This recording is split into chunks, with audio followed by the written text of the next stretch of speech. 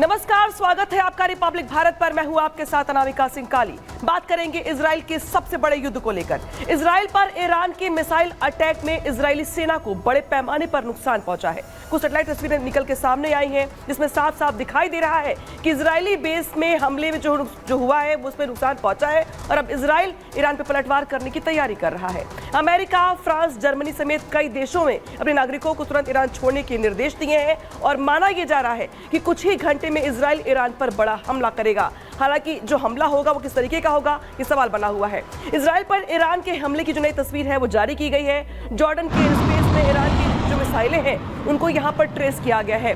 Launching के वक्त भी यहाँ पर जो नई तस्वीरें हैं निकल के सामने है लॉन्चिंग के वक्त की, जिसमें दिखाई दे रहा है कि जो इजराइल का एयरबेस है यहाँ पर जो है भारी नुकसान पहुंचा है। हालांकि अब इजराइल की ओर से पलटवार की बारी है, लिहाजा जवाब के तौर पे इजराइल का हमला किस तरीके का होगा, किसका स्वरूप क्या होगा, ये अपने आप में सवाल है। क्योंकि ये माना दरअसल जा रहा है कि इजराइल चुप नहीं बैठेगा, इजराइल बदला लेगा। लेकिन जिस तरीके से ईरान की ओर से इजराइल पर बैक टू बैक 200 के आसपास मिसाइलें दागी गई, उसमें इजराइल के एयरबेस को भारी नुकसान पहुंचा है। तस्वीर दिखा रहे हैं आपको हम, सैटेलाइट तस्वीरें हैं ये उस वक्त की तस्वीरें हैं जब यहाँ पर ईरान की ओर से बैक टू बैक रॉकेट मिसाइलें यहाँ पे दागी गई।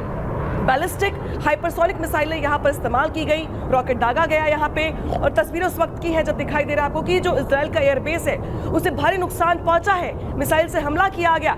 हालांकि हमले के यहाँ पे 24 घंटे से ज्यादा हो चले हैं। सवाल दरअसल बना हुआ है कि इजरायली सेना जो है वो किस तरीके से यहाँ पे ईरान के हमले का जवाब देगी, क्योंकि जवाब देगी ये तो तय है। इजराइल की ओर से साफ साफ पहले कहा जा चुका है कि हम जवाब देंगे, समय भी हमारा होगा, जगह भी हमारी होगी। और मौका जिस तरीके से मिल रहा है इजराइल को वो तो मिल ही रहा है, लेकिन ऐसे में समय कौन सा होगा, क्योंकि इजराइल क्या प्लान बना रहा है, कुछ स्ट्रेटेजी तय कर रहा है या फिर यहाँ पे कुछ बड़े हमले की तैयारी दिखाई दे रही है। सवाल चाहे बहुत सारे बने हुए। इस बीच यहाँ पर दरअसल ये है कि जो ऑपरेशन इंतकाम है इजराइल की ओर से वो यहाँ पर होगा, लेकिन कब, ये सवाल बना हुआ है। इस बीच जो लेबनान में है, लेबनान में यहाँ पर और सीरिया में भीषण बमबारी की तस्वीर दिखा रहे हैं आपको हम।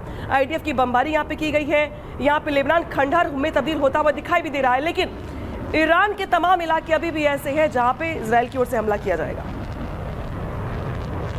तो ईरान की तरफ से इजराइल पर लगातार मिसाइल अटैक जरूर किया जा रहा है, लेकिन दूसरी तरफ इजराइल का पूरा फुल प्रूफ प्लान तैयार हो गया है और सैन्य ठिकाने जो है ईरान के उसे कहीं ना कहीं स्पॉट किया जा रहा है ताकि अगर जरूरत पड़े तो वहां पर परमाणु अटैक भी किया जा सके। इसके अलावा ईरान का जो पावर प्लांट है उस पर भी इजराइल पूरी पैनी नजर बना करके रख रहा है। गैस प्लांट पर पूरी पैनी नजर बना करके रखी हुई है इजराइल ने, और इसी के साथ न्यूक्लियर साइट पर भी ये पैनी नजर इजराइल की बनी हुई है ताकि आगे आने वाले वक्त में अगर जरूरत पड़ेगी तो एयरबेस से लेकर के न्यूक्लियर प्लांट तक सबको निशाना बनाया जाएगा। जिस तरीके से ईरान ने लगातार मिसाइल अटैक किए और उस मिसाइल अटैक में कहीं ना कहीं नुकसान पहुंचा जरूर है, हालांकि मानने से इनका इजराइल का भी है। एयर डिफेंस सिस्टम को भी पैनी नजर बना करके इजराइल ने रखी हुई है कि जरूरत पड़ने पर हम इसे भी पूरी तरीके से तबाह कर देंगे। हालांकि दूसरी तरफ इजराइल ये भी दावा करता है कि कुछ ऐसे इलाके हैं जहां पर ये अटैक हो रहे हैं लेकिन बहुत ज्यादा हमें नुकसान नहीं हुआ है। IRGC चीफ हुसैन सलामी, ये वो पूरा खाका है, ये पूरा प्लान है कि किस तरीके से आखिरकार जरूरत पड़ना है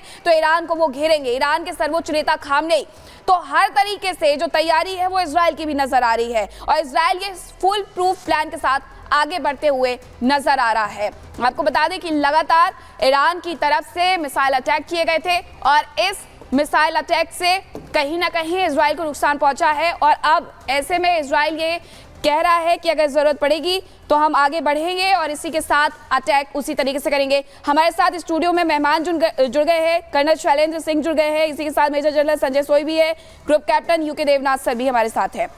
सबसे पहले मैं संजय सोई सर आपसे ही समझना चाहूंगी कि जिस तरीके से ये पूरा प्लान जो अभी हम दिखा रहे थे ये इजराइल ने कहीं ना कहीं बना करके रखा हुआ है, लेकिन अमेरिका ने भी कह दिया है कि अगर आप न्यूक्लियर के साथ आगे बढ़ेंगे तो हम भी आपके साथ खड़े नहीं रहेंगे। नहीं, बिल्कुल। देखिए, ऐसा है कि इजराइल ने पूरा प्लान बनाया हुआ है। आज की तारीख में जैसे शीशे की तरह साफ होता है, सैटेलाइट के द्वारा, इंटेलिजेंस के द्वारा और उनके जो स्पाई एयरक्राफ्ट हैं उनके द्वारा पूरी एक एक जगह का इजराइल को पता है। इसके अलावा उनके जो मोसाद के ग्राउंड ऑपरेटिव्स हैं वो भी इन्फिल्ट्रेट कर चुके हैं ARGC में, और जो उनके विरोधी ग्रुप्स हैं वहाँ पर से भी उनको खबर मिल रही है। हर तरह से इजराइल खबर हासिल कर रहा है और प्लान उनके तैयार है। वो अभी क्यों नहीं अटैक करे, मैं मिलिट्री पॉइंट ऑफ व्यू से बिल्कुल उस बात से सहमत हूँ कि जगह हमारी होगी, समय हमारा होगा, क्योंकि अभी ईरान तैयार बैठा हुआ है, इंतजार कर रहा है कि आज रात करेगा, कल रात करेगा। करने दो इंतजार, समय हमारा है, जब मारेंगे ऐसा तोड़ेंगे कि समझ नहीं आएगा उनको किस प्रकार से क्या हमला किया, कैसे किया, उनका कुछ तोड़ नहीं मिलेगा उनको। यही कारण है कि एक मिलिट्री कमांडर के तौर पर जो मैं इस चीज़ से पूरी तरह से सहमत हूँ कि जो उन्होंने ये प्लान बनाया है कि समय हमारा होगा, जगह हमारी होगी, इंतजार करने सही समय का इंतजार किया जा रहा है। लेकिन यूके देवराज सर, हम पिछले साल भी जिस तरीके से बैठे तो इस बात पर हम लगातार चर्चा भी कर रहे थे कि ये जो युद्ध है वो 3 मोर्चों पर जा खुला है। एक तरफ लेबनान भी है और इधर नसरुल्लाह से लड़ने के साथ साथ हमास से भी निपटना है। हालांकि दोनों के चीफ को मार गिराया गया है, लेकिन इजराइल भी ईरान कहीं ना कहीं फैक्टर था इजराइल के लिए। अब वो खुल करके फैक्टर जब सामने आ रहा है तो क्या ये माना जाए कि सच में इजराइल इस तैयारी के साथ बैठा हुआ है कि वो न्यूक्लियर अटैक करेगा? देखिए, इजराइल की जो एयरफोर्स है वो शुरुआती दिनों से ही जानती थी कि एक दिन ऐसा आएगा, 1 घंटा ऐसा आएगा, 1 मिनट ऐसा आएगा जब उसको टास्क किया जाएगा कि वो ईरान में घुसकर ईरान के न्यूक्लियर इंस्टॉलेशन पर हमला करे। इजराइल की एयरफोर्स इसके लिए पूरी तरह से तैयार है, लेकिन ये एक बहुत बड़ा पॉलिटिकल डिसीजन होता है जिसमें कि दुनिया की भागीदारी है। फिलहाल यूरोप के जितने देश हैं, नेटो देश हैं, और तो और अमेरिका है, IAEA है, इंटरनेशनल एटॉमिक एनर्जी एजेंसी, सबकी इजराइल के ऊपर थोड़ा दबाव है कि इजराइल जो है ईरान के न्यूक्लियर पावर प्लांट्स को हमला ना करे। ईरान में 1-2 जगह ऐसी है जहां पे इसके पहले मोसाद ने कुछ छोटे छोटे हमले किए थे, खासतौर से ईरान के जो न्यूक्लियर रिसर्च फैसिलिटीज हैं। लेकिन दिक्कत ये आ रही है कि अगर इन पर हमला किया गया तो उसका जो न्यूक्लियर रेडिएशन होगा, न्यूक्लियर डस्ट होगा और न्यूक्लियर फॉल आउट होगा, वो हवा के साथ किसी भी दिशा में उड़ सकता है और तो इससे एक बड़ी हानि भी हो सकती है।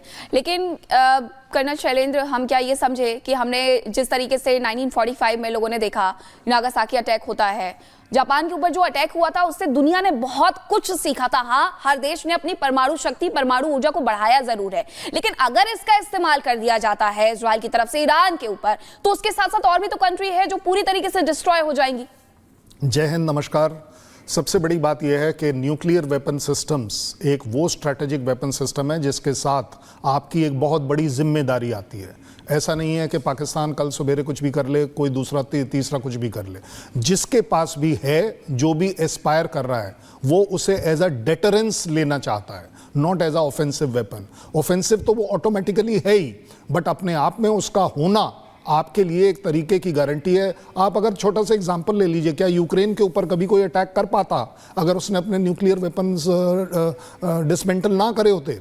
कोई टच नहीं कर पाता। क्यों? क्योंकि उसका स्केयर बहुत बड़ा है, उसका डर दुनिया में बहुत बड़ा है। जहां तक इजराइल की बात है, यस, इजराइल इसको वे जरूर करेगा कि किस तरीके से क्या वो ईरान के न्यूक्लियर प्रोग्राम को 20-25 साल वापस पीछे ले जा सकता है अगर वो किसी भी तरह की फैसिलिटी डिस्ट्रॉय करता है। उसके पास इंटेलिजेंस अच्छी है, उसे मालूम है कि मुझे कहां स्ट्राइक करना चाहिए, अगर जरूरत पड़े तो करें। लेकिन इस समय जो वेइंग हो रहा है वो ये वेइंग हो रहा है कि एक, कौन से समय पर जाना है, कहां जाना है और कहां से क्या डैमेज होगा। क्या आप रिफाइनरी को तोड़ना चाहेंगे सो दैट इकोनॉमिक डैमेज हो? क्या आप न्यूक्लियर को तोड़ना चाहेंगे जिससे कि वापस ईरान अपने तरफ से? देश है वहां पे युद्ध को लेके आने वाले कुछ हालात कैसे हो सकते हैं और हमने क्या कुछ सीखा अपने भूतकाल से। लेकिन अब बात करेंगे IDF का एक्शन और ग्राउंड ऑपरेशन।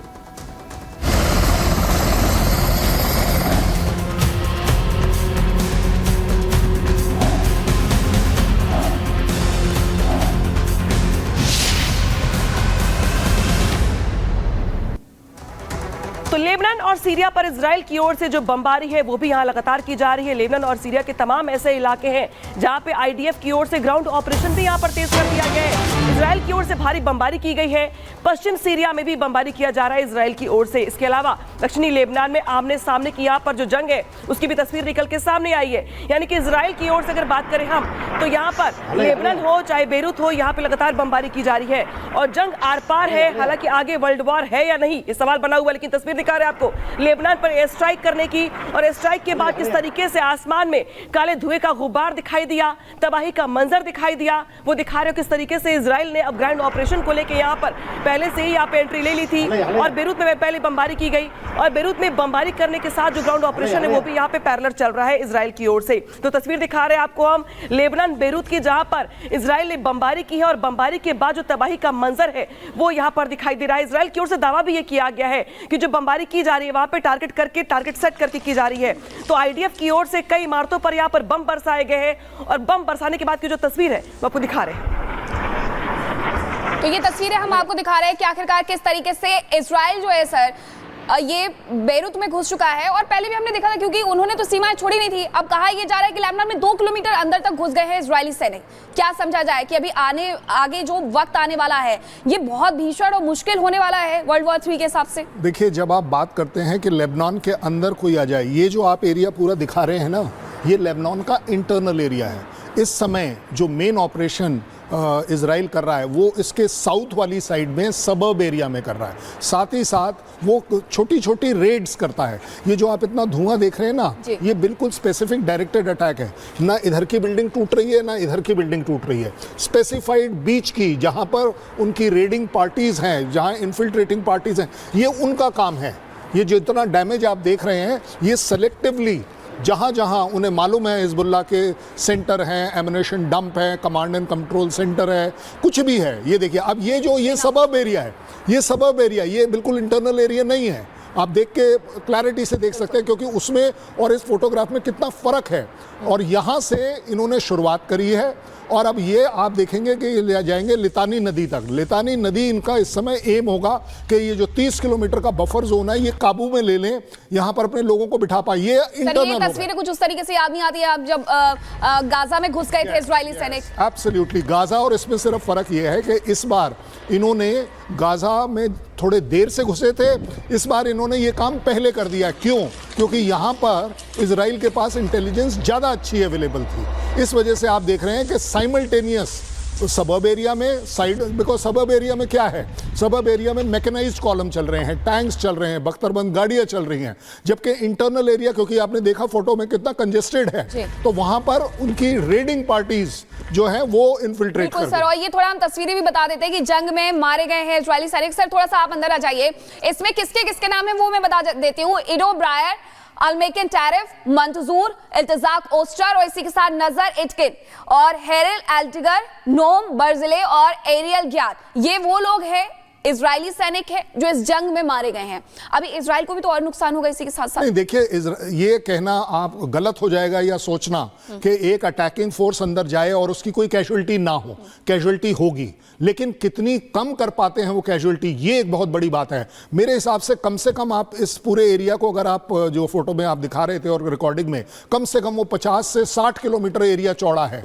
अगर 60 किलोमीटर के चौड़ाई में एक डिवीजन 98 डिवीजन अगर उनकी जाती है और अगर आप दिखाते हैं कि 6 या 8 लोगों की मौत हो गई, ये कोई बहुत बड़ी बात नहीं है। ये एज अ मिलिट्री कमांडर आपको एक्सेप्ट करना पड़ेगा कि अगर आप अंदर गए हैं, आपने अटैक किया है, तो आपके ऊपर भी कैजुअलिटी जरूर आएंगी। तो ये बिल्कुल आप बड़ी बात कह रहे हैं कि अगर आप अंदर गए हैं तो कैजुअलिटी जरूर होगी।